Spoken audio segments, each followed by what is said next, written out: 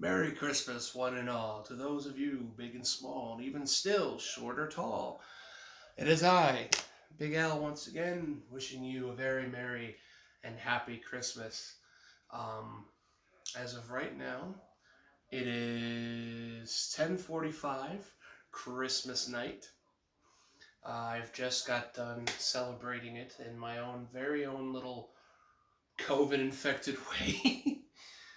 Basically, all I did this today was watch Christmas specials all day with my mom, and We ended the day with a wonderful turkey dinner with roasted Brussels sprouts, homemade biscuits, stuffing, and of course the giblet gravy. And as is customary for my channel, uh, whichever channel that might be, uh, I have a Christmas vlog.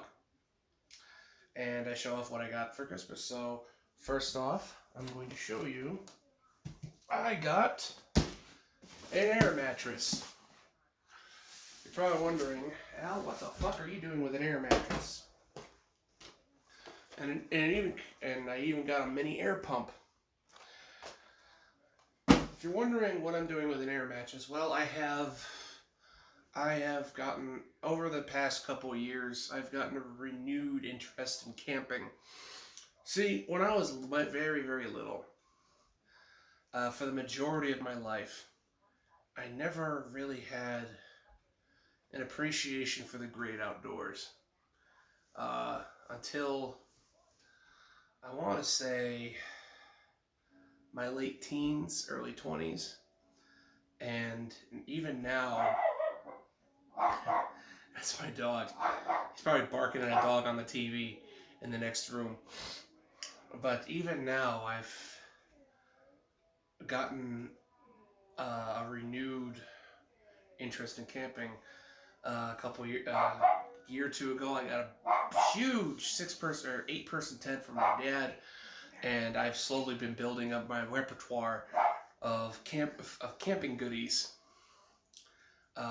Thanks to my subscription to Bespoke Post, which, by the way, if you don't know what that is, it's a completely customizable subscription service. You tell them what the kind of shit that you're interested in, and they give you a variety of boxes to choose every month, ranging from $50 to $100. And by the way, hashtag not sponsored. But if they were to ask me to sponsor it and and fucking whore myself out for it, I do it in a heartbeat because I've been using Bespoke Post for at least a year now, and I've gotten some really cool shit out of it. But anyway, that's besides the point. The point is, I've gotten some cool camping shit from Bespoke Post, like a hatchet and a machete and shit like that. And this month's box is gonna have like a kindling carrier and a fucking wooden Viking cup to drink shit out of. But anyway, that's why I got the inflatable mattress, because sleeping on the ground with just a sleeping bag is fucking torture. I've done it enough times to know that I don't like doing it. But anyway, next thing I got, pretty typical nowadays. Got a bunch of socks, but because I'm on my feet all the time, I tend to get holes in them, so it's a welcome gift. I'm probably one of the only people on the planet that gleefully accepts socks as a gift for anything. And it's weird. I'm the easiest and hardest person to shop for. Easiest because everybody knows what I like.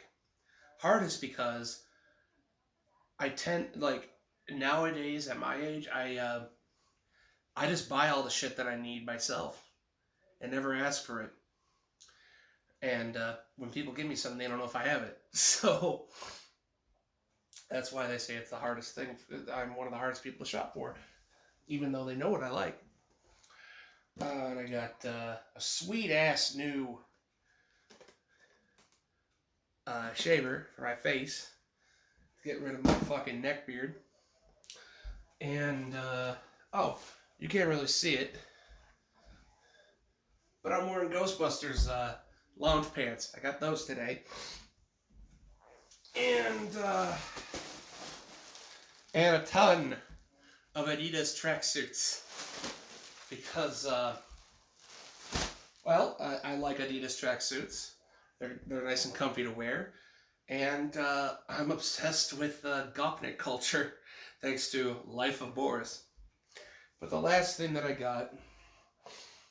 Oh, I also got this. It's a beanie with a light attached to it. Funny stuff. Ah! Fucking did it again. Ah! Funny story. I was trying to figure out what it was.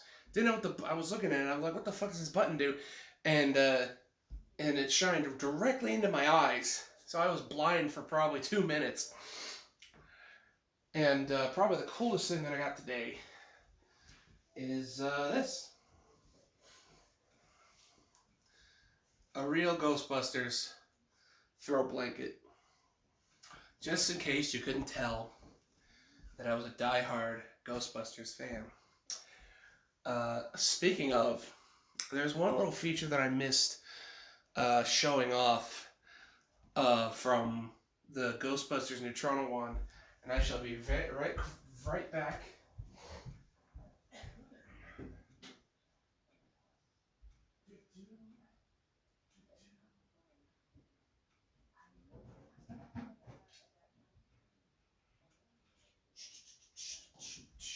Ba ba ba ba ba da da da da da. You're probably wondering, could I have edited that out? I could have. Didn't. Fuck it.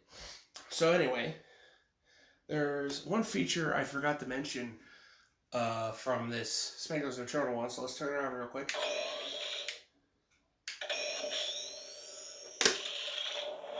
And that is, if you hold it down, and keep in mind, as a reminder, there's 4 different settings. If you keep it held down,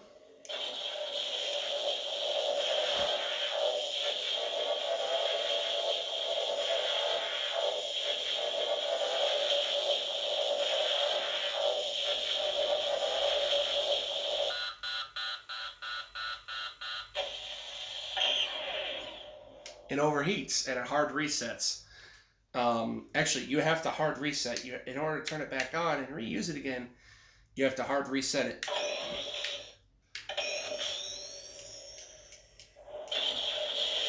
Anyway,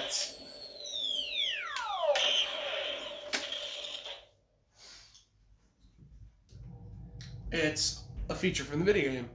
It's like all the other settings. But anyway, there's really nothing else I have to share, other than I'm getting better.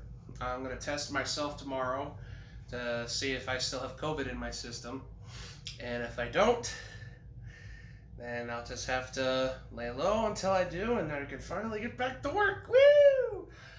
But one more thing I want to share. I'm currently in the middle of making a brand new batch of mead.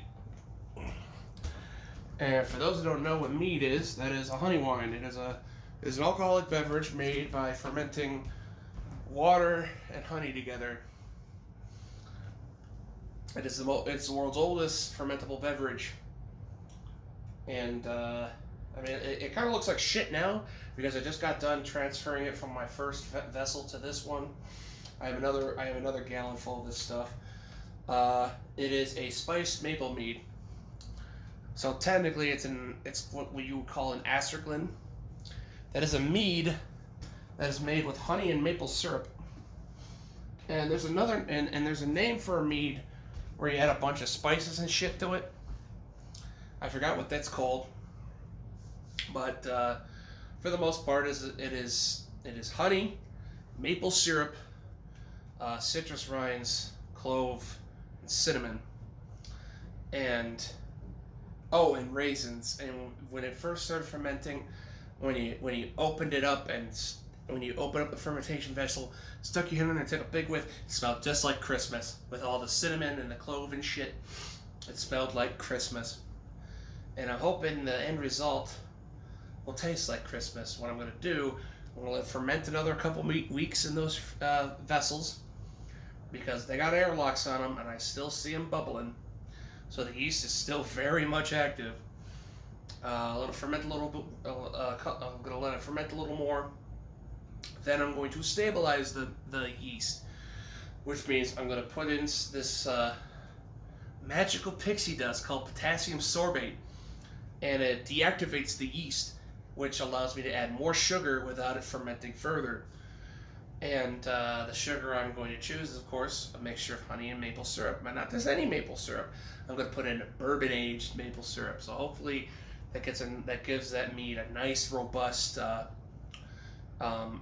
earthy, woody, vanilla-y finish when it's done aging. And it's not going to look that cloudy all the time. Once it's stabilized, once it sits for a long time, it's going to become see-through. It's going to clarify. But anyway, do I have plans for New Year's? Not that I can think of yet. I might do some for New Year's. I might not. I'm not sure. I never really. This is weird. For as much I go to get together, like friendly get-togethers and cosplay raves and shit, I never really have done anything for New Year's other than sit at home and get drunk with family